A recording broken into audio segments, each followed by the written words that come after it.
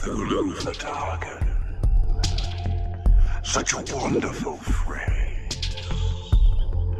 Cthulhu Fatagan. Ain't no passing phase. It means no worries for the rest of your days.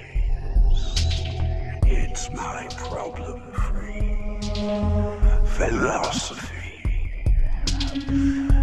Cthulhu Fatagan. And in other words, ladies and gentlemen, welcome to the Fluffenhammer. Roll the music!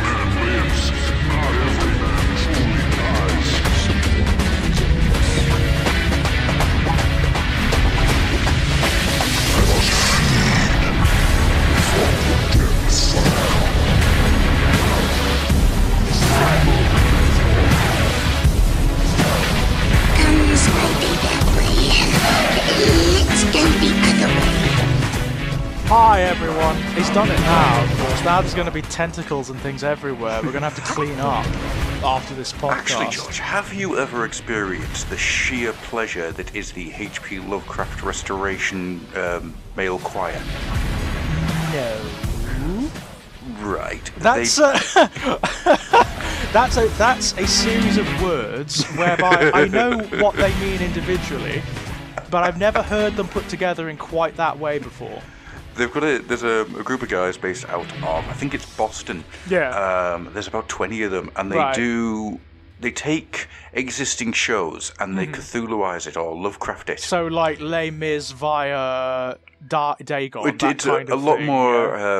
Americana that they pick. Right. So on one hand you've got Fiddler on the Roof, and this becomes Tentacles on the Roof. And you've got this one wonderful song, and I will send you it later on. And I suppose Grease could just be slime, couldn't it? Yeah. Or ectoplasm, or something like that. Oh my God. But you do have this wonderful moment of, and you may ask, small Jimmy, how such a horrible amorphous creature, a nightmare from the beginnings of time, can hang on to such a pointed roof? Oh my God. The answer is... tentacles. You know, tentacles. in a weird way, that fits with the themes of Lovecraft's books does. as well, because it's got the whole anti-Semitism thing going on as well. Oh, Yep. that's phenomenally clever. Oh yeah. And probably, I want Lovecraft's ghost to be in the audience for one of these things, don't you? I'm sure he would be horrified in all the wrong ways. You know, the very notion that there could be Cthulhu plushies or whatever, I'm sure would horrify him to the nth degree. Well, I've always had this question when it comes to Howard. Good old Howie Phil. Good old Howie. Yeah. Good old Howie. I don't think he would appreciate that at all. You know. Good old Mr. L. Yeah, I do not think he would appreciate that at all. He was a very proper gentleman. But I've often thought to myself, how would he feel about his work being used in RPG games? Because the man was a hater of socializing. Well, of anything new. I think video games themselves, like, the very notion of tabletop games and video games and whatnot would have appalled him, I think. I think so too. And there's something in there that I really enjoy, the idea that he probably would completely lose the plot, knowing that his work is probably more well known through the Call of Cthulhu RPG games than it is through his actual publicated... Well, it's fascinating, isn't it? It's one of those things whereby it's entered into cultural consciousness now. Yeah, it's like Dracula, it's like werewolves and whatnot. So, like Dracula, people who have never read the books, who've never seen any of the films, know the story inside out. They know the mythology. They know the lines from it. The same is true of Cthulhu at this point. People who have never read any one of those short stories know the beats and the themes, and vaguely they know the subject matter of those stories. And yeah, I'm sure Lovecraft would have hated it. I'm sure he would have hated the fact, and in the same way that Tolkien did. That's true, actually. That'll be another interesting one. Tolkien loathed the popularity of The Lord of the Rings.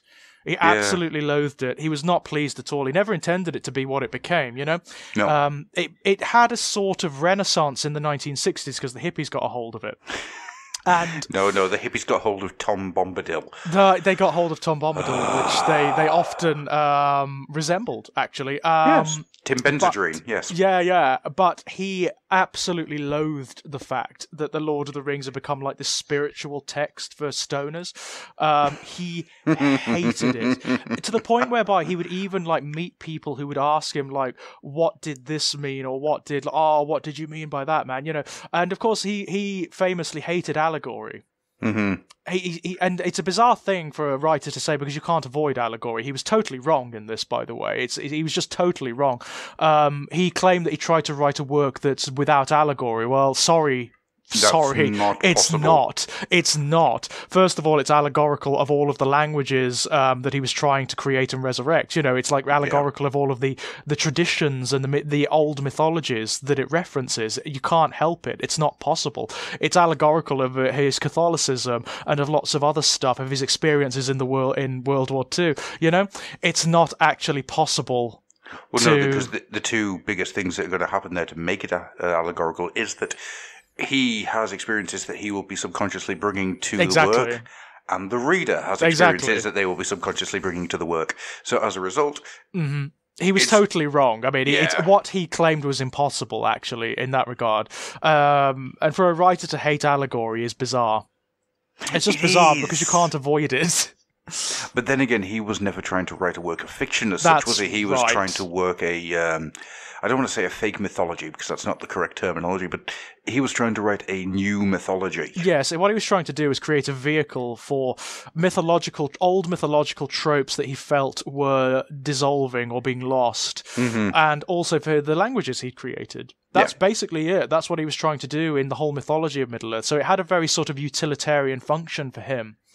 He never intended it to be this thing that like would shape the imaginations of entire generations to come, you know, that children and adults alike would love. And he would have bloody hated the films, I can tell you that. I mean, I think the films are fantastic. I think the films, the original 3 Lord of the Rings films anyway, are generally better than the books, myself, in terms of their storytelling. I would agree to a point, and that point would be the moment that the extended edition accidentally goes on.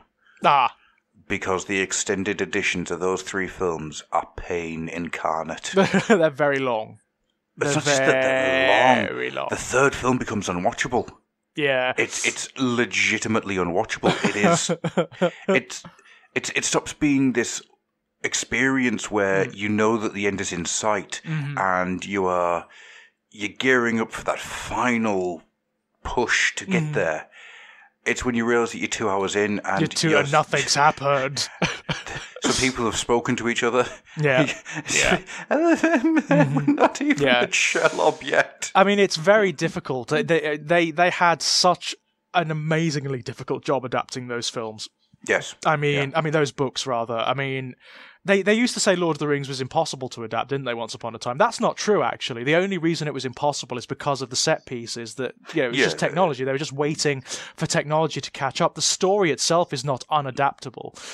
It's just difficult to adapt because of the way it's really weirdly written. The way it's sort of like you've got this big block with these characters, which is like a novel. Then you get this block with these characters, which is like a novel, instead of them interlacing together, which the film does, actually, which is a good way to do it, by the way. It's what it needed to do. Yeah. Because if you just did... The first half of film 2 is all Sam and all Sam and Frodo and Gollum, and then you've got the next half of the film, which is all Aragorn, Legolas, and Gimli. It would just be like, oh my god!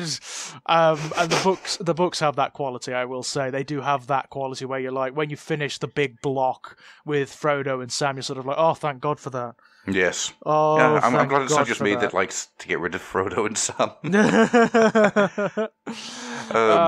Have you seen the Wonder... We will go on to topic We soon, will, ladies. actually. Also, introductions. Hi, madam. Yes. This is George. Hi, hello.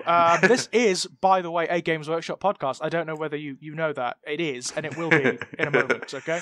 But then again, saying that, all this begins with Lord of the Rings and It does, H.P. Lovecraft and Conan the Barbarian. This is it. This is not off topic in any way, shape, or form. In the same way that if we started talking about 2000 AD, it wouldn't be off topic, you know, or Batman comics or whatever. All of these influences are in the Games Workshop mythology. Do you know something, George? You've given me a brilliant idea. What's that? At some point, I'm going to get my large butterfly net out. I'm going to hunt down Andrew Turnbull, and we're going to record a Patreon show all about 2000 AD. Oh, I'd be up for that. I'd be well up for that, because I adore 2000 AD to this day. I mean, I still buy it. I think it's a stunning comic. It's one of those rare comics that's very long running, but has been consistently brilliant. Yeah, and gets better. And also hasn't done what big corporations do. You know, it hasn't turned on its own workers, on its artists. It actually still has this really sort of like small studio indie feeling about it. It still champions like British writers and artists. It takes chance on talent. It's brilliant. And I tell you what, the latest stuff they're putting out, guys, go and read The Fall of Dead World. Oh my God. Oh yes, my God. Yes, indeed. That's one of the best comics I've ever read. Mm-hmm. It's the artwork isn't like comic book artwork. Every panel is like a painting. Yeah. Everything's hand done. Everything is hand painted, and the detail, it's beautiful. And also my favorite subject matter ever, the Dark Judges. I mean, brilliance, absolute brilliance. It's such a good comic, and by all accounts, the second half of that is coming out this year. So keep an eye out for that one. Before we get on to the topic at large, I do have to ask, have you read any of IDW's Dread? I haven't. No, I haven't. It's weird, man. Is it good weird, or is it bad weird? Because they did this... I don't know. Do you remember they did this when the first film came out, that crap film of Sylvester Stallone? There was a new comic of Judge Dredd called Judge Dredd Lawman of the Future. Yeah, I remember. Which lasted for like a year, if that, and then died on its arse. I think it was 8 issues, and then it just died on its arse. Quietly went away. This one's weird because it's very much taking the look of 2000 AD's Dread. Right. It's realised it a little bit more. Yeah. Just a little bit more realistic. But it's very much slotting in stuff from the Carl Urban film. Oh, right, okay. And when you got to the Dark Judges, I was absolutely baffled. Because there's hundreds of them. Yeah, okay. That's interesting. So, I mean, they're not... It's not like Ultimate Judge Dredd where they're just taking the idea and they're just going, for the sake of it. Yeah. But there was an invasion from Deadworld into the... normal into dimension. Megacity 1, and there was legitimately hundreds upon hundreds of different Dark Judges. Well, that's interesting, because in the original mythology, there are hundreds of them. Mm-hmm. It's just that Death, Fear, Fire, and Mortis end up killing them all. It's just them now. It's just those three. Mm-hmm. It's worth reading. Yeah, okay, that's cool. Because, that kind of ties into what happens in the Fall of Dead World, because you do have, this situation where lots of people fall to... It's the dead fluids, isn't it? That stuff that creates the Dark Judges. Lots of people do fall to it, so there are lots of Dark Judges towards the end. Okay. There are quite a few of them, and they all have different aspects. Like, how Fear, Fire, Mortis, and Death all have their own states and aspects and conditions. Mm-hmm. The same is true of the Dark Judges that are created. So it's like the dead fluids emphasize something very dark in your psyche and make you into, like, an abstraction of yourself, yeah? Yes. So you've got, like, Judge Kronos, who is all about time and decay. Mm-hmm. You've got Judge Flyblown, who is just corpulent. He's Nurgle, basically. It's a Nurgle Dark Judge. I'm all up for that one. All of that sort of thing. It's cool. It's really cool. Unfortunately, they're all dead now because Fear, Fire, Mortis, and Death just destroy them all. And now they're the only inhabitants of Deadworld, barring the Sisters of Death, Phobia and Nausea, who I love, by the way. And, of course, who could forget Judge Joker? Let's not. Let's not. I mean, I actually don't mind those comics as a sort of alternate universe thing. Yeah, they're kind of fun. They're fine for what they are. They're good fun. They're good fun. They are, and the artwork is amazing. Oh yeah, the artwork is legitimately. It's Boland, isn't it? And Boland was always just beyond anything else. Legitimately brilliant. Yeah. But they are fun. They are fun. Yeah. But I would love to see, I want to see a story, actually, in mainstream 2000 AD comic books, like the core Judge Dredd strip, where Death or the Dark Judges introduce the dead fluids into Mega City 1. Why don't they taint the water supply or the air supply or something and start making other Dark Judges in Mega City 1? George, hold that thought. Mm-hmm. Then email, it's not Fleetway anymore, who owns them? Rebellion. It's Rebellion, isn't it? Rebellion. It's Rebellion who owns them now. Email Rebellion with your pitch. Actually, what I might do is just write it, get my friend Grace to illustrate it, because she's a huge fan of 2000 AD, and just send them the thing. Just send it, like, oh, look what we've done. Publish it. Publish it, then pay me and pay us. Yeah, anyway, shall we start talking about Games Workshop? Speaking of payments, yes. Speaking of needing money to hit your pocket as soon as you can, let's talk about what's been happening over the last fortnight. Oh, for fuck's sake! Sorry, ladies and gentlemen, I apologise, but they do it every single time. Every single bloody time we come and do this podcast, it's like we're sitting here with like empty pockets and like bank account balances we dare not look at. Yeah.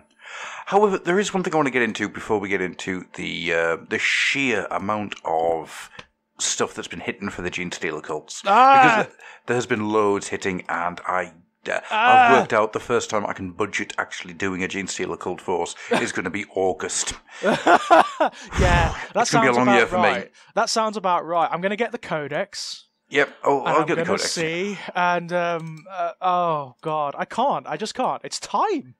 I haven't got the time. Yes, agreed. I'm going to send you something, George. What are you doing? I don't know if you've seen this or not, but something new has appeared on Warhammer Community. What? And it's something that I'm surprised didn't exist beforehand, but is absolutely fantastic. What have they done? Warhammer Community have opened up a downloads page. Yeah. So, in that, you've got stuff like the Gene Stealer Cult Gangs for Necromunda, the Chaos Cult Gangs for Necromunda rules. Oh, wow. Blackstone Fortress Kill Team rules. So the characters from Blackstone Fortress can now be using Kill Team. Wow. There's army rosters, there's reference rosters and Delta 7 rules for... Free content, Games Workshop. Yeah. I mean, loads of free content. Well done. Some stuff so you can design your own Space Marine heraldry. Jesus Christ. Well done, Games Workshop. Space Marine Heroes battle game, so, those little blind boxes that you get? Yeah, they've put up rules for a game to use just for them. Wow. And then the thing that really excites me, the Regimental Standard Pocket Commissar. Wow. That is a little commissar that you can put in your shirt pocket to keep you safe from heresy.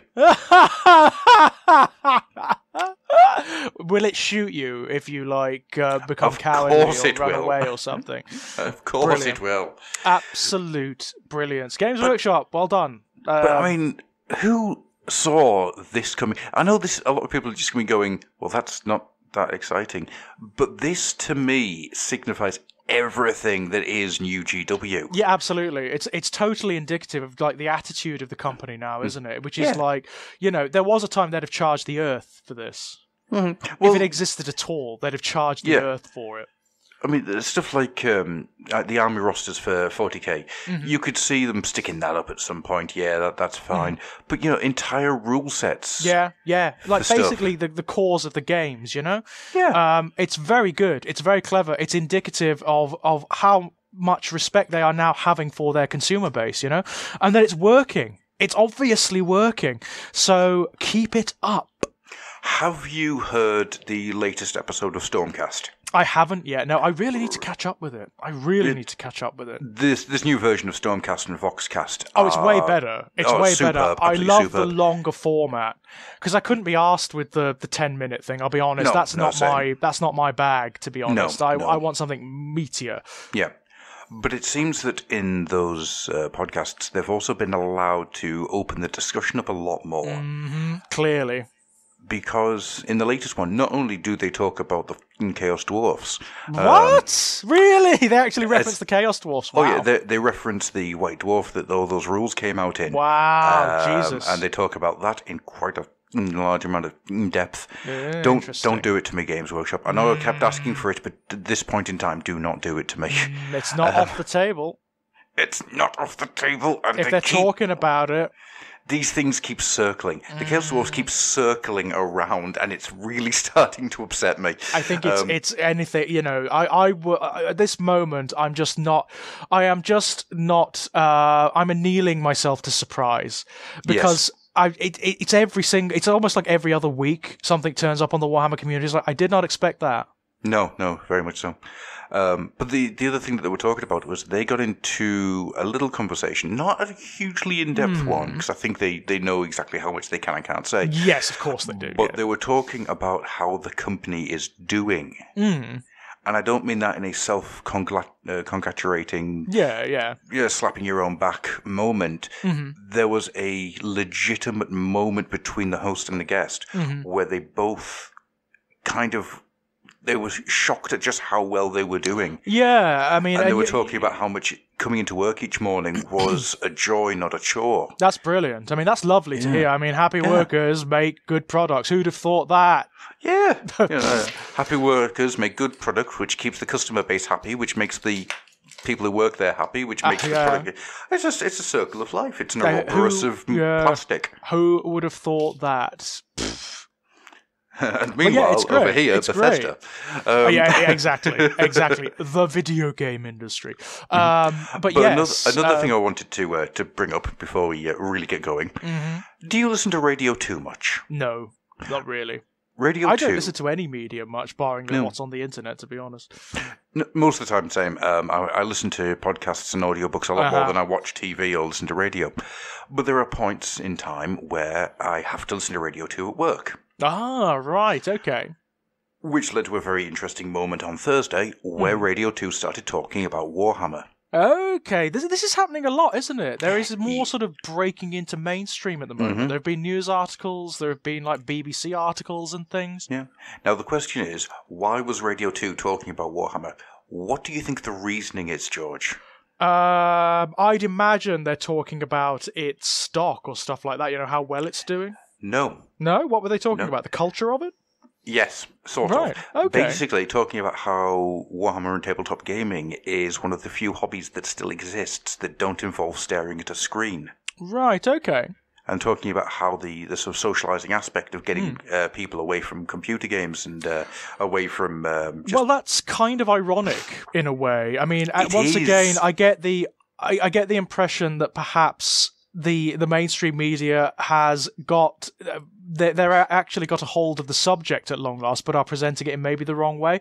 But the only reason it's a new thing. Yeah, the only reason these things have had a renaissance, and there is this massive renaissance at the moment in board games, in tabletop RPGs, D&D, war games, miniatures games, and whatnot. The only reason they've had that renaissance is because of the internet. Yes. It's all interlinked. It's not like one or the other. No. In fact, many of these things, the internet is now part and parcel of their hobby. Hence us, you know? Hi, guys. Again, this always happens whenever you get the mainstream news outlets talking about things like video games or like very niche hobbies. They do not get it. They just misrepresent or misunderstand or whatever. But in listening to it, it kind of resonated with me. Yeah. Because I don't do computer games or anything at the moment anymore. It's one of those things where I refuse point blank to pay out the money that I would need in order to pay something modern because I know I wouldn't play it. Yeah.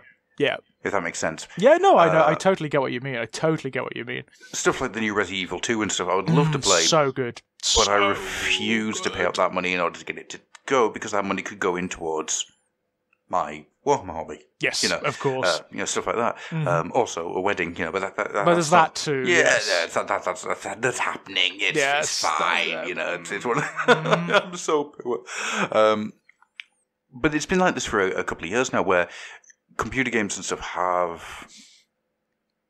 I've lost a lot of the interest in them.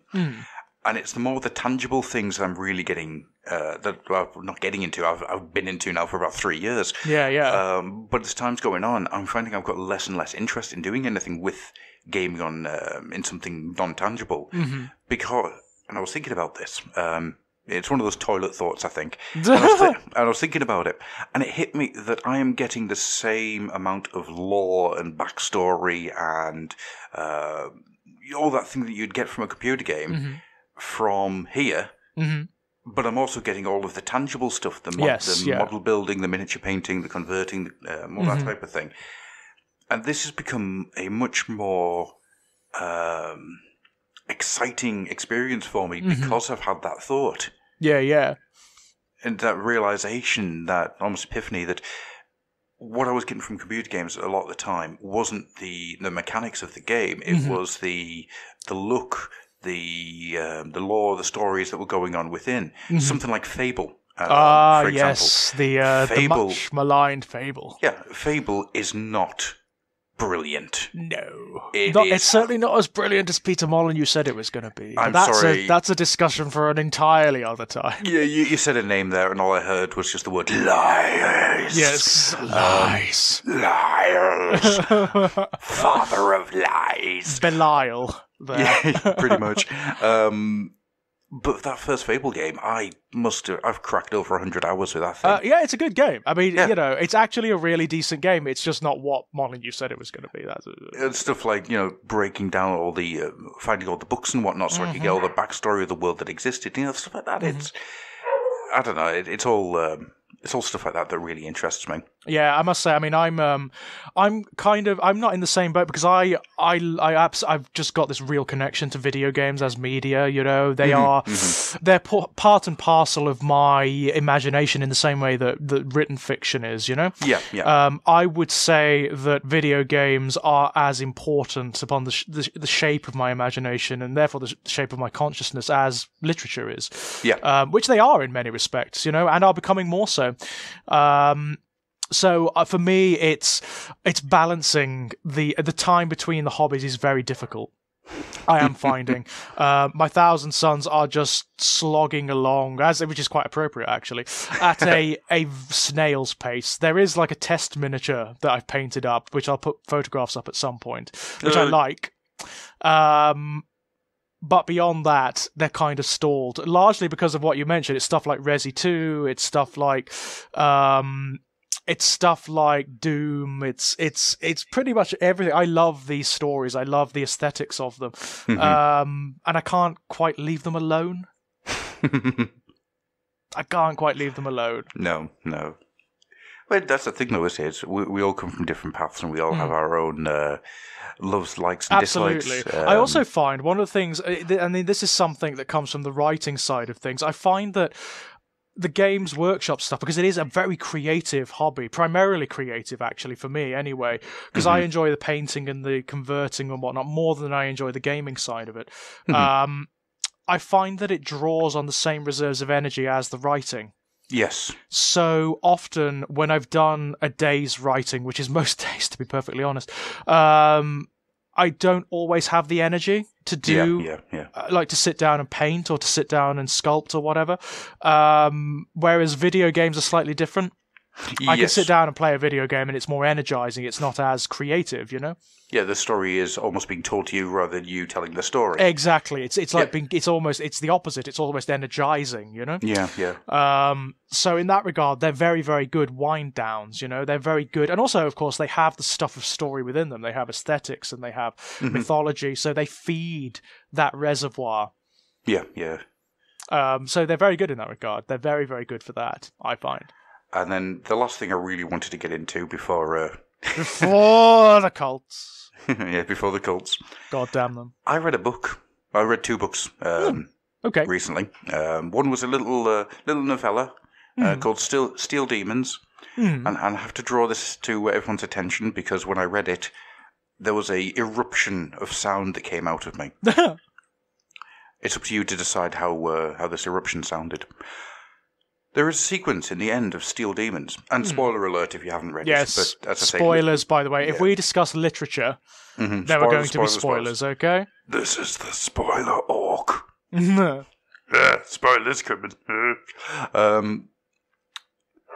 So yeah, there's a sequence where a tank commander has had her legs blown off. Okay. And she drags herself across the battlefield to grab hold of Harkonnen World Eater's leg. Oh, Harkon's in it, is he? Oh, yeah. Is it Harkon? Harkonnen? I don't know how you pronounce Harkon, it. Harkon, Harkonnen, I don't know. Yeah, and she uses the last of her energy to grab hold of him to try and stop him from walking forward. He looks down at her, points a gun at her head, and says, "Such heroic nonsense," then fires the gun. No, I was taken right out of that story. Yep, I bet you were. Did you hear his voice as Frank Welker's? I did, yes. Yeah. It was a weird experience. Because and did Instruments of Destruction start playing in the background? Yeah. It's really weird because the rest of that book is basically like a submarine film with tanks. Right, where it's a demon tank and this Imperial tank hunting each other through a ruined city. Okay, that's cool. And all that stuff is really cool. But that one sequence, it took me out of the book. I'll bet it did, because that's a very heavy-handed reference, isn't it? It's movement for movement. Yeah, it's heavy-handed. Word for word. It's a little heavy-handed, bordering on plagiarism, heavy-handed, you know? Yeah, it was weird. I would love to talk to the author about it. Yeah. Because I'm not... Wouldn't it be great if the author... Wouldn't it be great if the author has never seen Transformers the movie and it's just like a case of convergent evolution, you know? That would be fantastic. That would be hilarious, wouldn't it? It really would. I would love to speak to him about it. Yeah. Because, that shit does happen. It does. It does. More than you'd think. More than you'd think. And then finally, the very, very last bit, I promise. We, in the last... Patreon episode, George, we got into talking about Fabius Bile a little bit. We did a little. Yeah, we did. As a result of that conversation, I went off and I got the first Primogenitor book. Excellent. So good. So bloody good. There will be a written review of this coming in because it's interesting to me on a multitude of levels. And one of the things I wanted to discuss with you was the nature of Bile, of who he is as a character. Because he is a walking contradiction. He's brilliant, isn't he? Multiple levels. Like a lot of the sort of chaos characters. I mean, Bile's really interesting because he's one of those non-chaos characters. Well, he actively dislikes the chaos. Well, he actively despises the warp. Doesn't he? In the same way that Ahriman does. He actively despises the warp, he despises demons, he despises the gods. I would say it's a very different way to Ahriman. Ahriman accepts it for what it is and hates it. Yeah. Bile refuses it. That's right. That's absolutely correct. So what you've got is Ahriman wants to tame it and use it. Ahriman still thinks that the warp can be used for humanity's salvation and evolution, yeah? Yes. Whereas Bile's plan is actually more far-ranging than, and arguably more catastrophic and cataclysmic than Ahriman's. In the sense, he wants to become the warp. Yeah. He wants to make it so that the chaos powers, and in fact any powers, any gods or demons cannot exist. He wants to create a universe where conscious creatures are severed from it entirely, so the warp becomes becalmed. Well, he tells the greater demon that he refuses its existence. Yeah, I know, right? He's like the ultimate secularist, isn't he? He's the ultimate secularist. He is quite brilliant. I love Fabius in those books because it's so easy to paint him as like a, mustachio twirling supervillain. It's so easy to paint him that way. Yeah. Which in Captain Evil Eugenics. Yeah. Yeah, in many respects he is. He is kind of a Nazi stereotype, isn't he? He's Dr. Mengele. He is Dr. Mengele. But within the context of this universe, I can so see where he's coming from. Yeah, this is the thing that disturbs me. I don't think he's wrong. No, and that's really worrying, isn't it? You've got this time scale problem whereby he's immortal, basically. He's lived for like 10,000 millennia or more, yeah?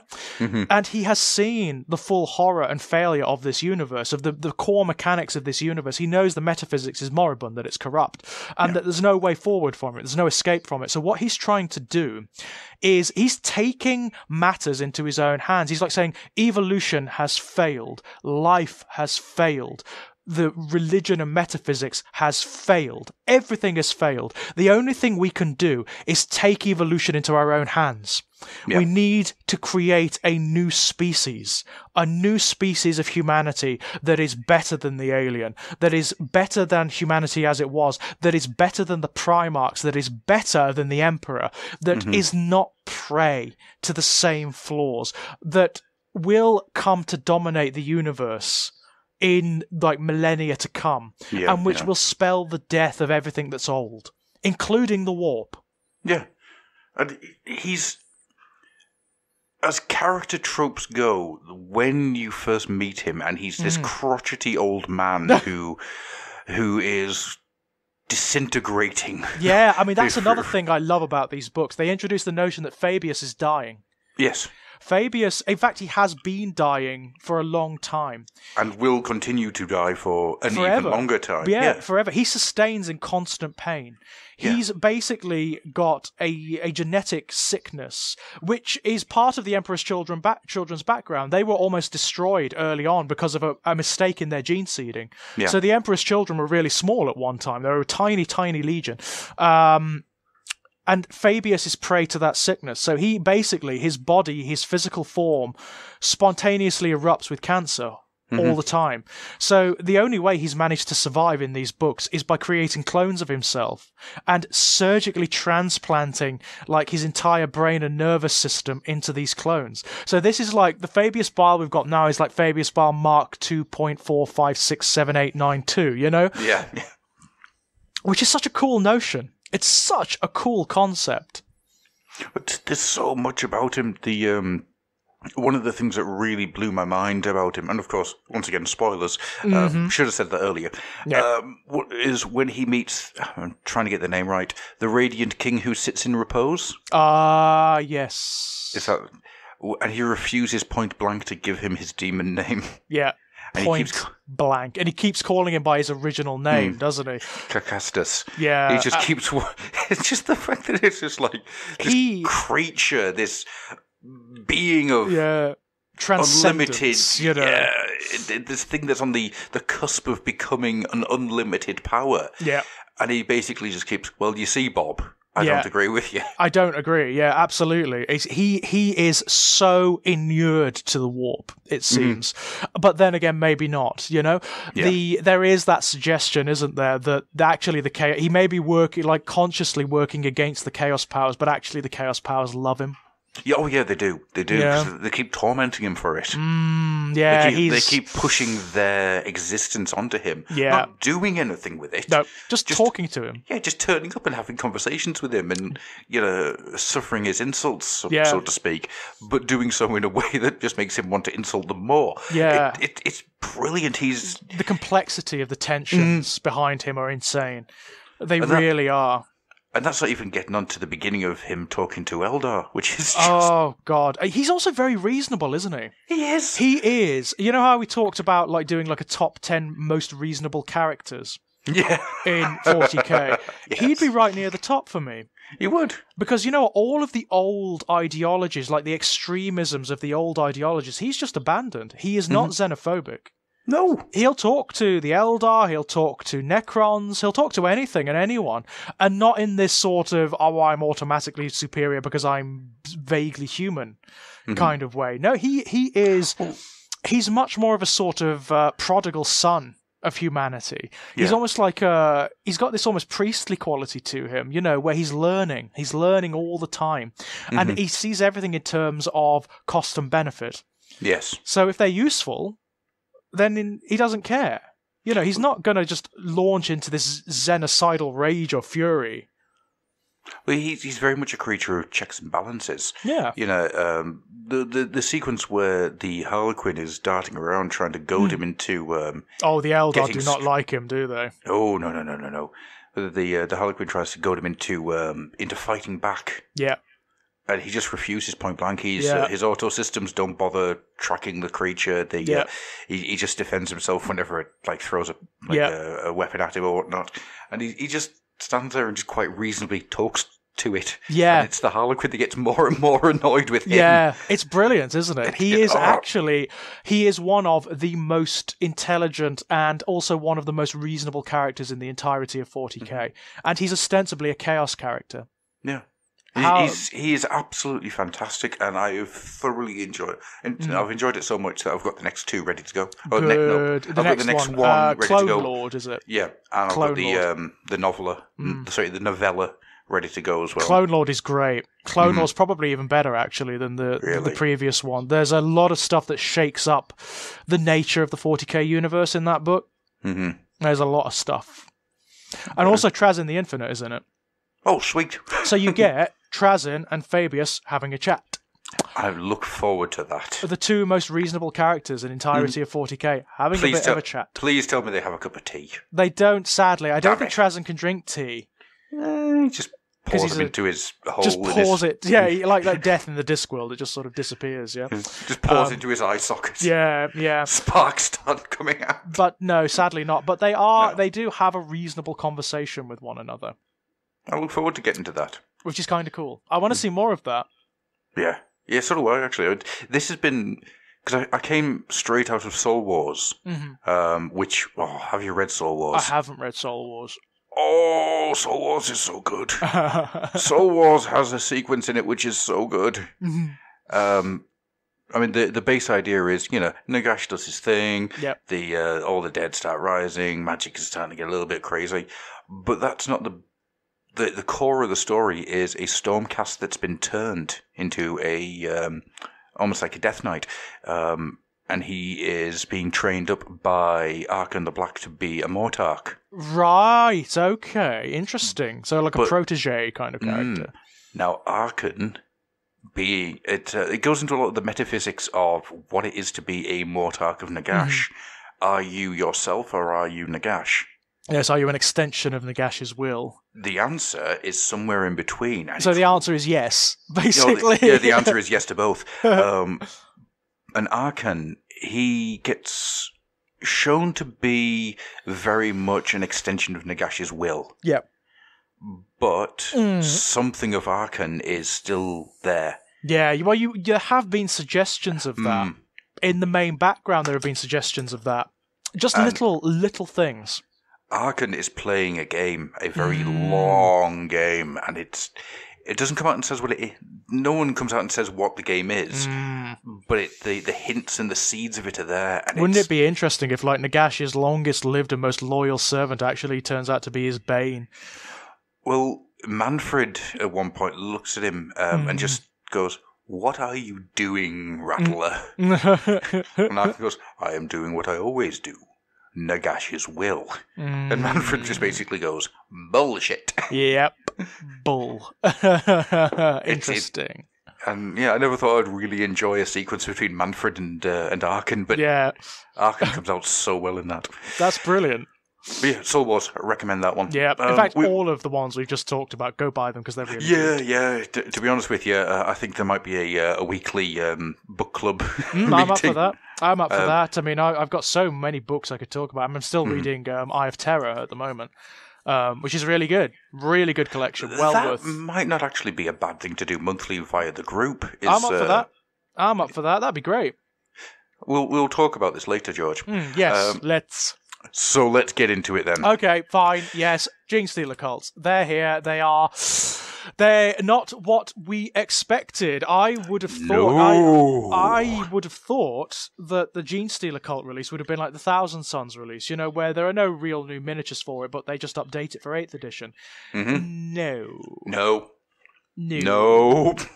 It's an entire... They've just doubled down. They've gone, for the gusto with the Genestealer cults. Not only... Is it just me, or the Genestealer cults suddenly the new poster boy of 40k? They've very quickly become that, haven't they? They really have. They've thrown so much shit at this. It's unbelievable. They have made they've just dragged the Genestealer cults up to the point whereby they're, neck and neck with the Space Marines, it seems.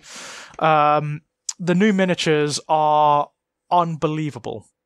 They're astonishing. And they are unbelievable. The character models. And I want them just to paint. I don't collect Genestealer cards. I want them just to paint. And I don't know if I'm right or not, but it seems that a lot of them have 2 ways to build. Yep, that looks to be true. That definitely looks to be true. And it looks like what they're trying to do is extend, the hierarchy of the Genestealer cult. So, you don't just get, the Patriarch and then the Magnus and all of that, the Magus and that sort of thing. No, there are lots of gradations. There are, lots of different functions within the cult that develop. There are assassins and there are bodyguards and there are messengers and it looks like what they're doing, they're using the characters as the foci for the army, which makes a lot of sense. Because, of course, they're the only creatures in the Genestealer cults that have their own kind of shadow of self-will. They direct the others. That makes a lot of sense. And they are going to be the linchpins of the army. They're going to be how it works. And they are a disruption army. That's how they seem to be working. I don't think any one of the units will be able to stand on its own, toe-to-toe with other units from other armies. That's not how they're going to work. But they disrupt the enemy's plans in such wonderful ways. Such wonderful ways. There's the guy who was... I can't remember what the actual character is called, but he's based on that old unreleased miniature where he's got his holographic table and his vox casters and whatnot, and his whole function is to disrupt the enemy and to coordinate the Gene Stealer cult units on the battlefield. He changes the dynamic of how the game is played. He really does. And then you got the Voxcaster who stops your opponent from being able to send orders out, so that disrupts them there. You've got to really... I mean, when you're facing the Gene Stealer cults, you've got to, you can't use tactics. Tactics aren't going to work. You've got to use strategy. Mm-hmm. So you've got to respond to them. It looks like that's how they're going to work. And that's really clever, because they deploy differently from every other army. They've got a really weird deployment system, which is really unusual. They've got all of these methods, it seems, of redeploying. So that, have you seen the blips? Yeah, brilliant. A throwback to Space Crusade and to Space Hulk, which of course originally introduced the Gene Stealers. Mm-hmm. Wonderful, wonderful, wonderful, wonderful. Fighting them is gonna be loads of fun. I think fighting them is going to be nightmarish. Yeah, it's going to be fun, isn't it? Because no army plays like them at all. No, this is unlike anything that's existed. It's not like this is like something from another game walked in. Yeah, it really is. They've really tried to hyper-characterize them, not only in terms of the background, which obviously is massively expanded, in terms of the miniatures, which are amazing, but also in terms of just the way the army plays. The base rules, the stratagems, the army-wide special rules, they are very much their own thing. They are incredible on every level. This is the weird thing for me. I don't know where to start. Don't know where to start. No, absolutely. Don't know where to start. For me... Okay, so... The miniatures. Background. Oh, they're going to go for the miniatures? Miniatures. No, we'll go background first. Background? I mean, for me, the background for the Gene Stealer cults has always been interesting, especially since they reintroduced them and rejigged it a little bit. So that they are this moribund army. It doesn't even matter if they win, they're going to get devoured. I love that. And I love the way they are a product of the oppressive regime of the Imperium. Yes. Without that oppression, there'd be nowhere for the Gene Stealer cults to take root. You wouldn't have and also they wouldn't have the ideological means to spread dissent. But it's why it seems I haven't read the Codex yet, so I don't know if it actually comes out and says it in there. But that's you get the idea that that's why you don't get Eldar cults. You don't get. I think there's things of Kroot cults, but the Kroot then turn around and just destroy the tainted flesh. Yeah, I mean, the Kroot are unusual because they could just eat the tainted ones and they would absorb the characteristics. Well, no, they wouldn't. No, they wouldn't. Or just destroy them, yeah? They'd have to destroy them, take them out of the gene pool because it taints the greater whole. Of course. But then there are stories of orc cults, but they don't work the same way. They become very quiet, silent, horrible shadow killers. Right. But then the Tau don't get them either. So humanity became a breeding ground for the cults. And that's why the cults have evolved as much as they have over the last couple of years. Well, that's another thing that's coming out, isn't it? The cults are obviously much more widespread and deeply seated than most people realised. I do have a question, however, about the Kelomorph.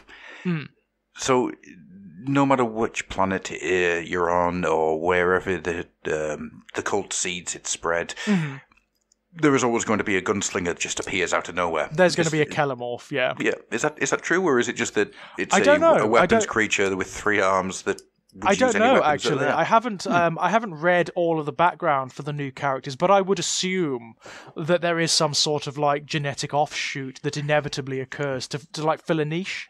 Yeah. Because they are evolution in fast forward, aren't they? Yes, the Gene Stealer cults, in the same way the Tyranids are.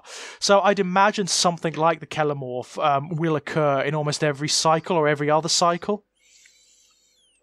It seems to be part of the third cycle. In the same way, like the I can't remember his name, but the assassin creature. Yes. You know, because they are natural functionaries of the wider hive, aren't they? Mm-hmm. You know, it's like you should look at. I think you should look at them in the same way you look at the Tyranids. You know, where every individual creature isn't an individual creature; it's a cell or an organ in a wider creature. It's in a wider monster. That's the same with the Gene Stealer cults. It's kind of like an echo of that same dynamic. So inevitably there are going to be like genetic freights or cellular loads that inevitably result in these offshoots because they perform a very necessary function. One of the things that's really blowing my mind at the moment about the sort of the background of them that's coming out is the cycle has been well and truly widened. Oh, have they widened the cycle and made it a bit more complex? So, no, it's not first generation, second generation, third generation, pure strain. Is that right? I think that's right. Mm-hmm. It's now first generation, cycle 1, cycle 2, cycle 3, second generation, cycle 1, cycle 2, cycle 3, third generation, cycle 1, cycle 2, cycle 3. As far as I understand it, I might have that so it's actually wrong. Much more complex. Yeah, which is why you're getting things like the Kelomorph coming out that within the cycles within that generation, different specialists are bred into the whole. Well, it makes sense, doesn't it? I mean, the cults would require their protection. Exactly. And that's where I think it gets really interesting, because you were saying before about the Gene Stealer cults being evolution in fast forward. Yeah. It's not as much that they're evolution in fast forward, it's that they are evolution of a singular being in fast forward. These things are antibodies. They're not a species as a whole. These things are one gigantic antibody stroke cancerous system that is constantly fighting the infection of the Imperium. Yeah. And boom, says my brain. It's brilliant, isn't it? It's absolutely wonderful. So much in the way of the logistics of the narrative for them. They are it's unlike anything else that's ever existed in 40k. It's also, you have that one, unlike the Tyranids, which are entirely alien. I mean, I like the Tyranids a lot, but one of the things I've always had issues with is you can't really have characters with them. You can't motivate them because they're so alien. They're frictionless in that regard. So that's why I've never really collected the Tyranids. You struggle to have narrative with Tyranids. You do. Outside of the history of a particular swarm or whatever. Yeah. You don't have much internal narrative. Whereas the Gene Stealer cults, there's loads of that. There's loads of it. You've got the human elements conflicting with the alien influence and all that kind of thing. You've got the genetic influence of the alien Gene Stealers sort of informing the more human motivations and warping them and twisting them to their own ends, It's brilliant. So you've got religion and you've got metaphysics and you've got abstraction bound up with this very, very brute sort of Darwinianism, really. Mm-hmm. It's really cool. All thrown into a giant pot that's just marked Cronenberg. Yeah, absolutely, yeah. And they've really gone very Cronenbergian with the aberrations. Yes, but just the aberrations. Nothing else has gone to that level. In fact, what they've emphasised with all the other stuff is the industrial elements. They have. And I love that. I really love that, because they, just by their designs and just by their aesthetics, you get a sense of where they're coming from. Yeah. You look at things like the bikers and the buggy riders and whatnot, and you're like, so what did they used to do before they were adapted by the cult? Were they used for riding through mining, giant mining network tunnels, or across vast wastelands or something like that? Or through the streets of some industrial hive? Well, you see, you're right. So you've brought them up, so let's hit these things hard. Mm-hmm. I now understand why the orcs lost all of their vehicles. Mm-hmm. Because the orc vehicles, the little buggies and whatnot, they have become the stuff like the custom cruise killer or whatever it's called, the speed cruiser, custom speed cruiser. Mm-hmm. Yeah, so they've got all these brand new looking vehicles. Now, I thought at the time, okay, they've just updated and changed them. Yeah. Oh no. They've done that because the Gene Stealer cult is absolutely hammered to the gills in really good industrial-looking vehicles. Yeah, there's a certain aesthetic, isn't there, that's been sort of... It has been seconded over from the Orc vehicles in many respects. It's odd, isn't it? It has, but it hasn't. Because it's still Imperial. It's still Imperial, but it's not like ascended Imperial. It's not even of the level that you'd find on like the Astra Militarum, which is still kind of rough and ready. This is really down low. This is the industrial stuff. This is the stuff that's actually kind of, it's much closer to the kinds of machines that you find around now. It's very redolent of present-day vehicles and equipment. Stuff that can be just cobbled together and that can be maintained by like spit and tape, basically. Well, you look at the Scrambler bikes, and those things they look like custom bikes you could make now. Yeah, they do. The Achilles Ridge Runner, the Achilles Ridge Runner, that's the way it's called. That thing is... The only way I can describe that is that thing drove off the set of Total Recall. Yeah. Or, it drove off the set of... Mad Max or something like that, yeah. Alien, that thing is from Alien, or Aliens, more likely. And that kind of set me down this path of looking at stuff and going, do you know what these guys really remind me of? That late 80s, early 90s sci-fi. Yeah. They've got so much of that in there. Again, that sort of 2000 AD influence. Very much so, yes. Yeah, it's very much that, isn't it? Very, very much that. And it's a really interesting way to take them. Given that like their whole ethos is fleshly and it's about genetics and whatnot and about mutation, it's a really interesting contrast they've got going on there. The hyper-industrial and mechanical with the more fleshly elements of the aberrations and the gene stealers themselves. It's really clever. Really clever. I want them, George. Yeah, everybody wants them, by all accounts. Everybody wants them. I want all of them, George. Because they're so good.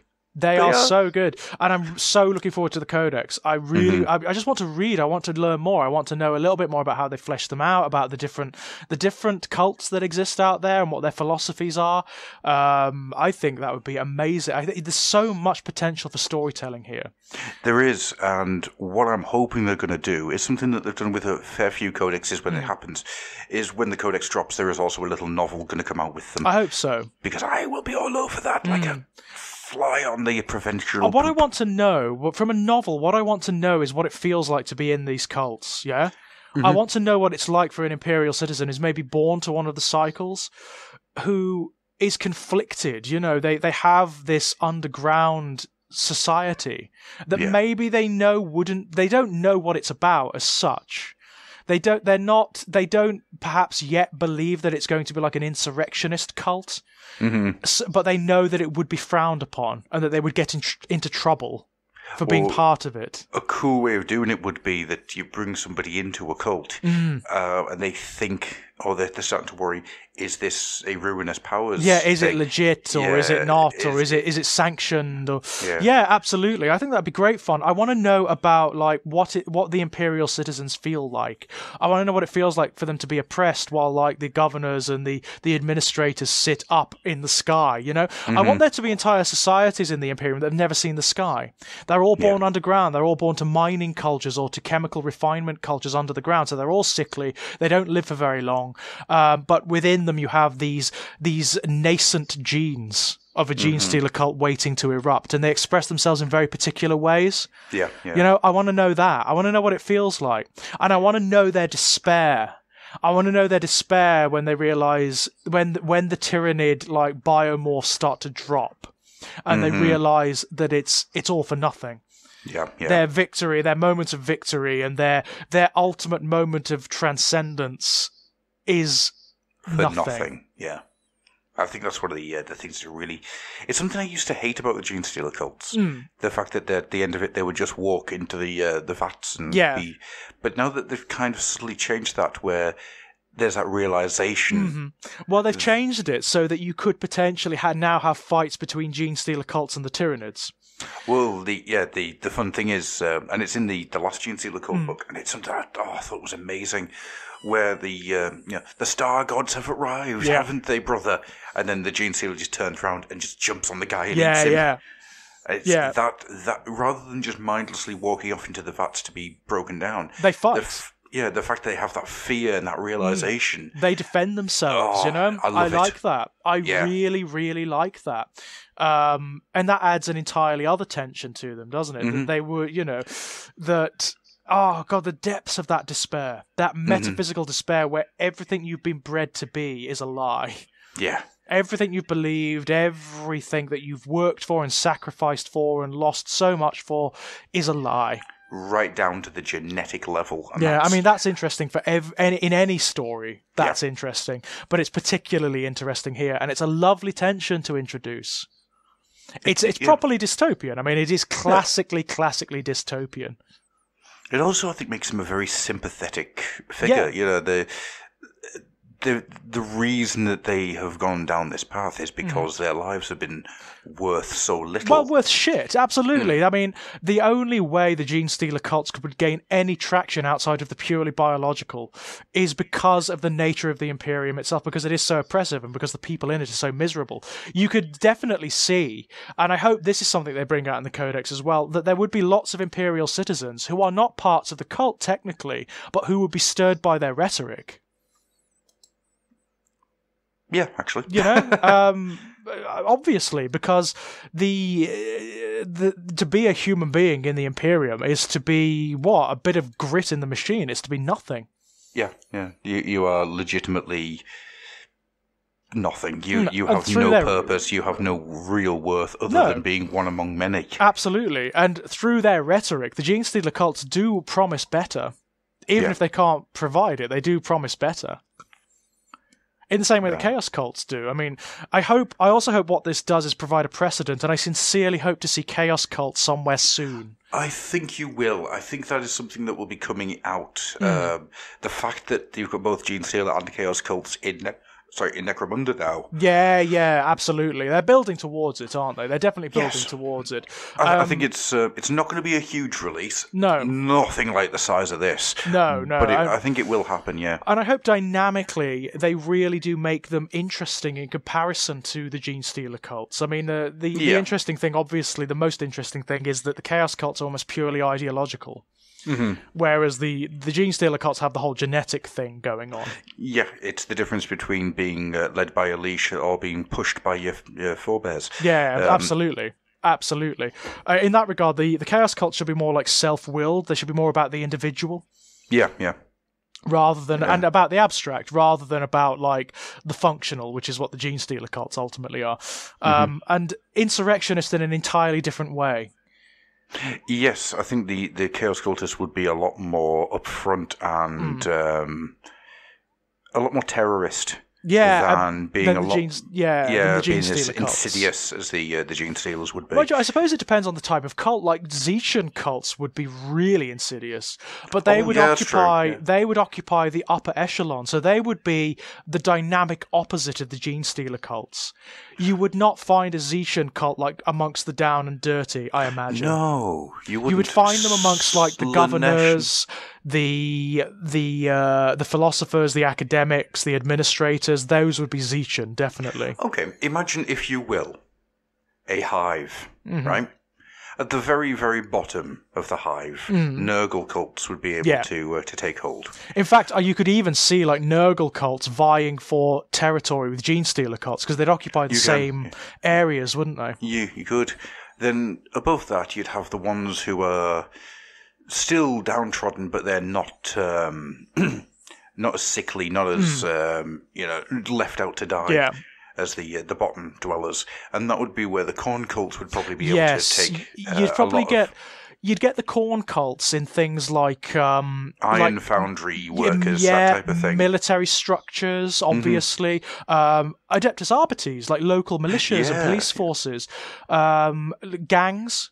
Like violent gangs, pit fighting gangs, that kind of thing. You'd find Khorne there. Crime organisations, like naturally violent crime organisations.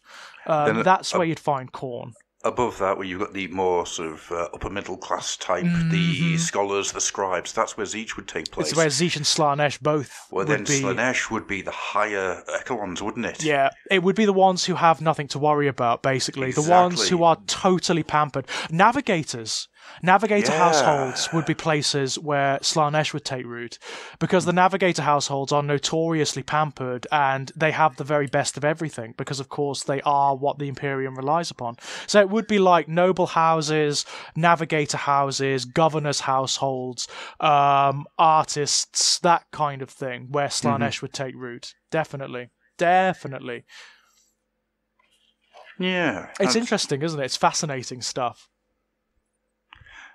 There's so much going on here that really, really grabs my interest. Likewise. And now that we've started the hive of corruption, it's something I want to kind of work on to try and just build as a something out of story, it. as a mythology, it's fascinating, isn't it? I mean, I really like the idea, for example, of writing a story where you've got a Nurgle cult and a Gene Stealer cult that are either in conflict or even like in some sort of uneasy truce. You know, where they sort of acknowledge that this is their area, and yeah, they'll destroy them eventually, but for now, there's an uneasy peace. Yeah. I like that idea. I really like that idea. I even like the idea of like a Tzeentchian cult operating in the upper echelons of an Imperial society that is aware of all of the others, like the Gene Stealer cults, the Nurgle cults and whatnot, and is coordinating them, like manipulating them. To their own ends, which is, of course, what a Tzeentch cult would do. It is, yeah. A Tzeentch cult, you would never know a Tzeentch cult exists, because they would not operate as a Tzeentch cult. Not in 40k, no. In Age of Sigmar, it's different. In Age of Sigmar, it's different, yeah. But in 40k, they wouldn't operate as a Tzeentch cult. They would throw up screens, so they would establish dummy cults just to obscure themselves. You know, to draw attention away from themselves. So you'd probably find, like, on a world that has a Tzeentch cult, you would find corn cultists. You would find, like, forbidden philosophical groups and, like, religious groups, all of which are designed to draw attention away from the fact that there is a Tzeentchian operative of some sort, or a cell of some sort. Well, if we go back to the hive, this hive of corruption that I've accidentally created, which I can't stop thinking about now for some odd reason. What the Tzeentchian cult would do was either draw people's attention downwards towards the corn cult, or upwards towards the Slaanesh cult in order to keep their attention elsewhere. Yeah, the only time you would ever find out there's a Tzeentch cult is when their plans are nearing fruition. Yeah. There's nothing you can do about it. Then they probably emerge. You know, when it was reasonable to do so for them. But beyond that, you would only see like the patterns of manipulation. So an Inquisitor that comes to a world where there is a Tzeentch cultist operating has to be very, very bloody clever. Yeah. In order to even to perceive that is what is happening.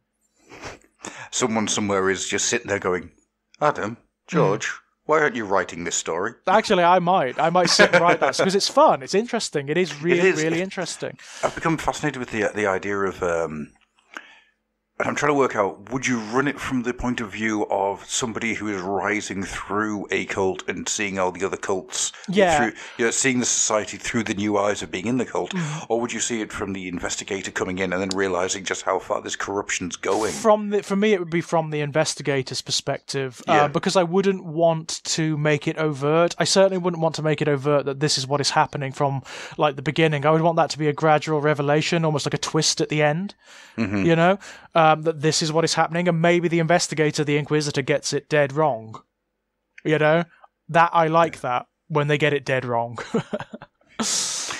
In other words, go down the Lovecraft route of just going, I thought this was a Slaaneshi cult. Oh no! Exactly. Nurgle. Yeah, exactly that. And it's not without precedent. I mean, when you read the Liber Chaotica, Tzeentch and Slaanesh, there is a consistent character from both of them, Dalmanche, the Marquis Dalmanche, who in the Slaanesh book believes himself to be a Slaanesh cultist and is absolutely faithful, absolutely devout, believes himself utterly to be a Slaanesh cultist. In the Tzeentch book, you encounter him again in the realm of Tzeentch, because he's hunted down by the witch hunters and is executed. You find his soul in the realm of Tzeentch, not in the realm of of Slaanesh, and it turns out that the cult of Slaanesh he was a part of was a pawn of Tzeentch the whole time, and he was always a puppet of Tzeentch from the very beginning, regardless of what he believed, regardless of what he proclaimed to believe. So that's the insidious nature of Tzeentch for you. Yeah, I love that. That's really good. It's cool, isn't it? It's really cool. Right then, so... Yes, I think we've actually hit everything I wanted to talk about, and then some more. Well, with the Gene Stealer cults, yeah, I mean, prepare your wallets. That's all I can really say. Prepare your wallets, because it's going to hit hard. They are set to take centre stage for a while, I think. I think so, yes. At least until the next Vigilus book would be my guess. Mm-hmm. Because the next Vigilus book is going to be all chaos, so that will happen then. Abaddon, by the way. Abaddon. Yep. He's coming. Yeah. He's coming. New sorcerers, new obliterators. There's always been this consistent rumour about new obliterators for the longest time. So I'd imagine that there are going to be new Terminators if they're going to do a new Abaddon, no doubt. So, yeah, prepare yourselves. I mean, do you want to talk at all about the Sanguinius model? He looks great. He's so pretty. He's pretty, but I don't like the posing. You don't like the posing where he's like coming down and sort of striking down, yeah? Sanguinius should always be ascendant, never descending. Never descending, right. Okay, I like that. And it's, I was looking at it and it looks like, I'm trying to think how to describe it. He doesn't look like the Angel Ascendant. Mm-hmm. He looks too much like he's falling. Yeah. And that doesn't quite, I mean, the problem is, of course, it's resin, it's big, and it's a singular photo. Yeah. So you're not seeing the full thing. But interesting. Not a huge fan. Not a huge fan. So one of the very few Primarch miniatures that hasn't hit for you, yeah? Yeah, pretty much. Interesting stuff. I mean, Sanguinius is a difficult one to capture anyway, because he is this transcendent, luminous being. He's like looking at the Emperor, isn't he? You know, he's very beautiful. Like one of the few I mean, all the Primarchs are kind of beautiful, but he is like in the same way that Fulgrim is beautiful. Mm-hmm. He's beautiful. He's the he's meant to be the type that would, as he walks by, you would not be able to help but look. You'd lose your mind. You know, he's so beautiful. You like avert your gaze. He's he's like luminous. Mm-hmm. This guy. That's Rufus. Yeah, that's Rufus. Sorry, ladies and gents. That's Rufus being an arse because I'm not paying attention to her. It was like, why aren't you feeding me? No, she's been fed 1,000,000 times. Greedy little bastard. Anywho, yes. So yeah, lots happening, ladies and gents. There's lots going on out there. It's very busy right now. It is. It's very busy, hobby-wise. And I think it's probably worth saying that at the moment we've got something running on the on the Facebook group, which is worth throwing out into the wider world. We're trying to get together, or I'm trying to get together, a community month for February. Yeah. So what we're going to have is a lot of members of the Facebook group are going to be doing readings. Brilliant. To go out into the YouTube channel and whatnot. I'm really excited because I get to flex my producer muscles a lot more than I flex the actual actor muscles, so to speak. So I'm looking forward to doing that. That's going to be a load of fun. If anybody out there would like to take part, you can email me at Grufflock, which is GRUFFLOCK @gmail.com, or you can get me on the Facebooks, or you can get me on the Instagram Messenger, or anywhere that we have the Fluffenhammer, you can get hold of us. I also need to work out a way of getting these shows out so people can see them from Instagram. I don't know how I'm going to do that. What else have we got going at the moment? Last week we sat down and we recorded a Patreon exclusive show. Was really interesting, by the way. Loads of fun. I think it's going to be part one of an ongoing one that we'll keep coming back to. Well, there's so much to talk about in that particular area. It's insane to tackle it. It's insane. It really is. It's so what we were talking about was the evolution of heresy, or the evolution of how 40k and especially the Chaos chapters have mutated and evolved since the beginning of the Black Library books. Yes, and how the core background has changed quite a lot. Yeah. Quite a lot since the Black Library books, in ways that people don't seem to realise, not consciously anyway. Yeah, it's. I was surprised at how much, because for myself, the Horus Heresy is probably the right down not right down the bottom, that's the wrong way of putting it, but it's not up there as the thing I must do right now. Yeah. The Age of Sigmar stuff is my must-go-to. Kill Team comes after that, then the 40k stuff. Well, at this point, when you go to it now, it will be complete. So you can you'll be able to read like the entire line and get a really good comprehensive idea of what's going on. Yeah. I mean, what I'll probably do is I'll get them all on Audible. That's probably going to be the way I'll do it, and I'll just go through the books in that. I'll give you a list of the ones to avoid. Thank you. Because there are a couple. Do you know what we didn't talk about that we should have? What's that? Funko Pops. No, we didn't talk about those. Moving on. I've got nothing against them. I mean, I know some people. I know some people were a bit. I've got nothing against them. It's just another way of drawing attention to the franchise. Insofar as I'm concerned, it's just not interesting to me.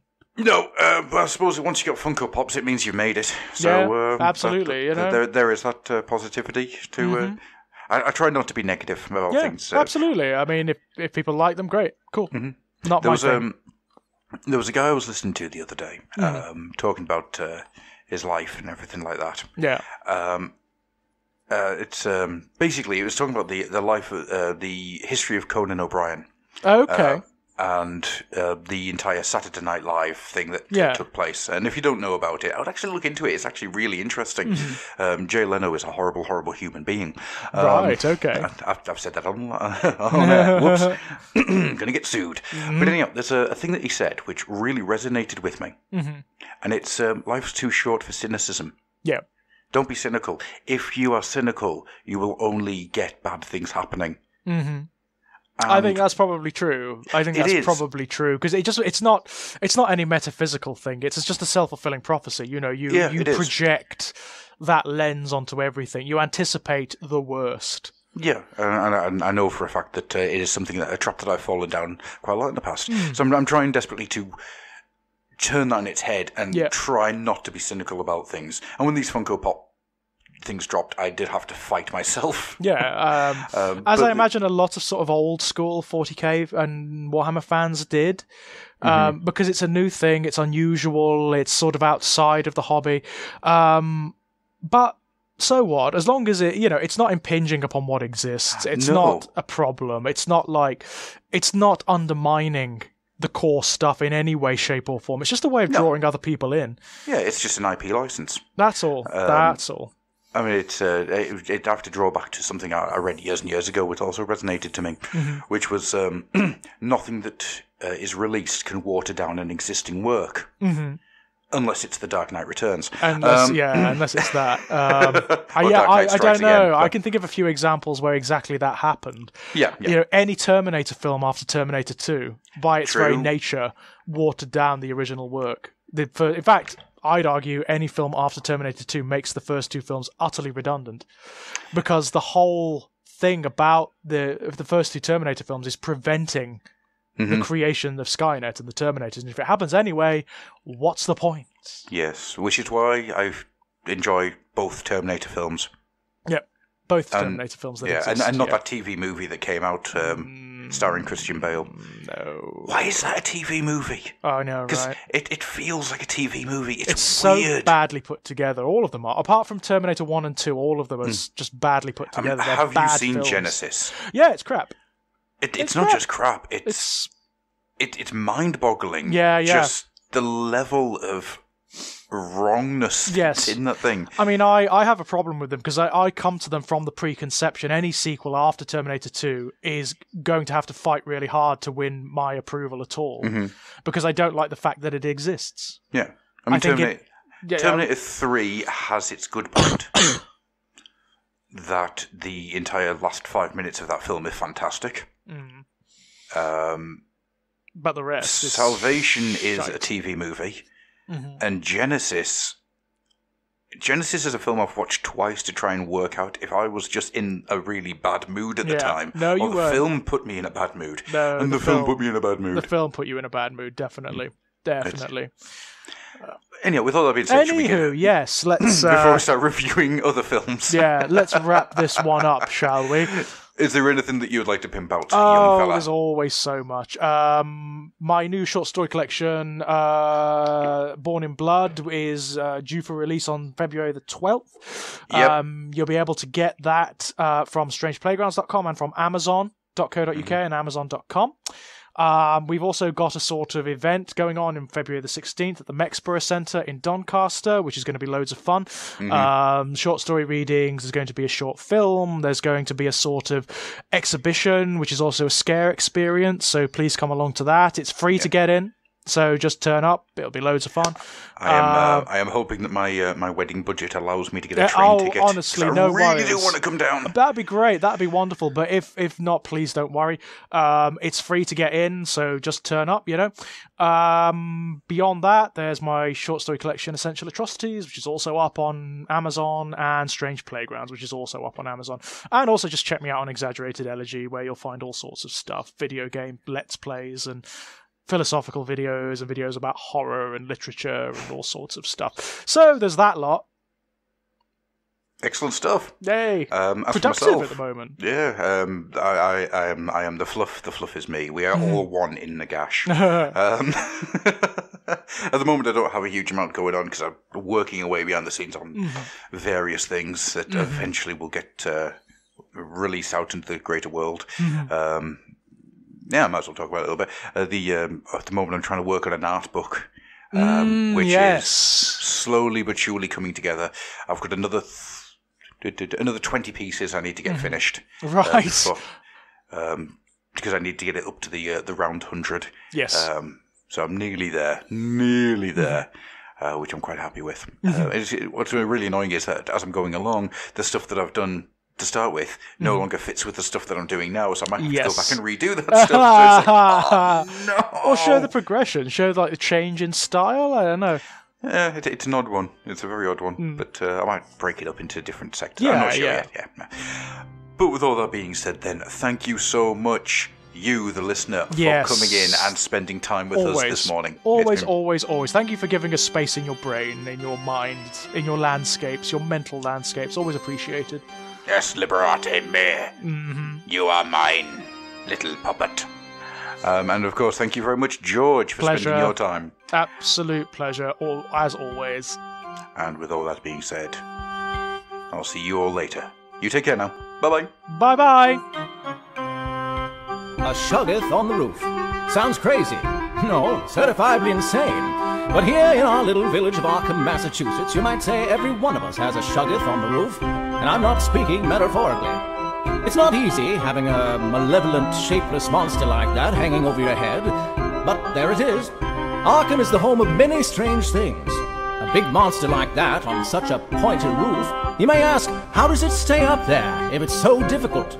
That, I can tell you in one word. Tentacles! Tentacles! Tentacles! Tentacles! Tentacles! Tentacles! Here in Arkham, tentacles get into everything eventually. Changeless legend haunted Arkham, with a clustering gamble roof sway and sag over attics where witches hid from the king's men in the dark olden days of the province. Well, the king is gone, but the witches are still here, and the cultists and the monsters and regular folks just try not to notice. We try not to think about the scariest one of all, the gigantic half-dragon, half-octopus, half-humanoid great old one himself, Cthulhu, waiting to return from his city beneath the sea, who day and night must slumber in relay, wave his tentacles, having nasty dreams, and who has the might as master of relay to drive humanity insane. Cthulhu! Cthulhu! Tentacles! Cthulhu! Cthulhu! Tentacles!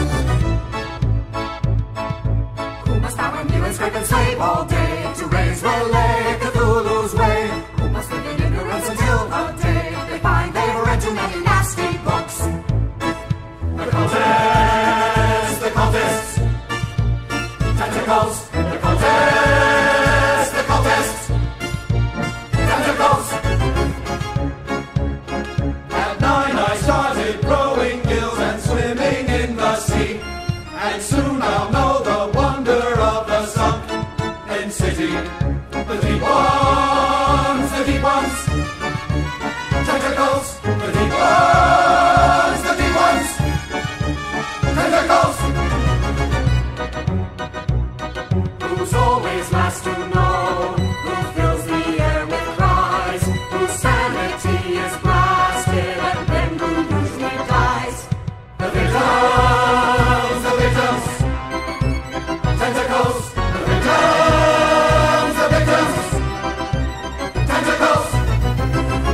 day and night must stop a river lay. Wave his tentacles, having nested wings and free. And you might ask Master of the Rain to drive humanity.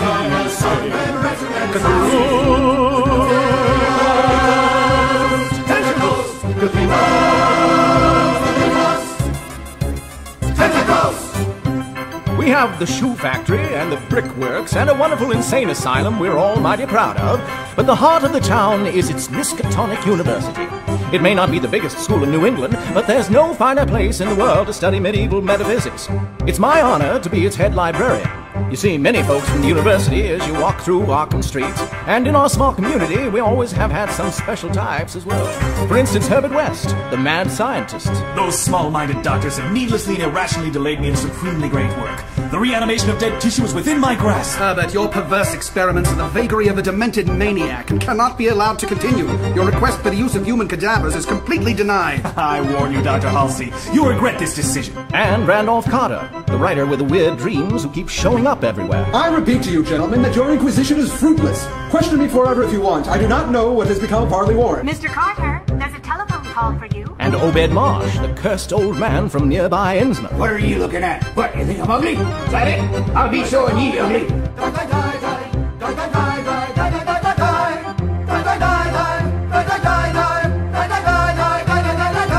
Then there are others in Arkham. Some live here, some just visit.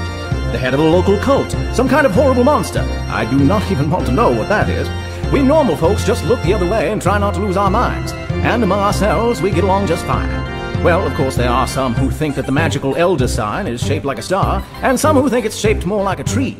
But that is all settled now. Now we just try to... It's shaped like a star with a little flame inside it. No, it's like a tree. It's got branches coming off it. I'm telling you, it's a star. Use the star one and you'll be fighting off the old ones with your bare hands. It's a tree. Star, tree, star, tree.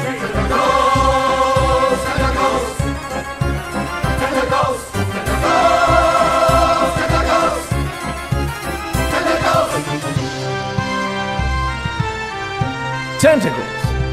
Like I said, you cannot live in Arkham without coping with the Shugget on the roof.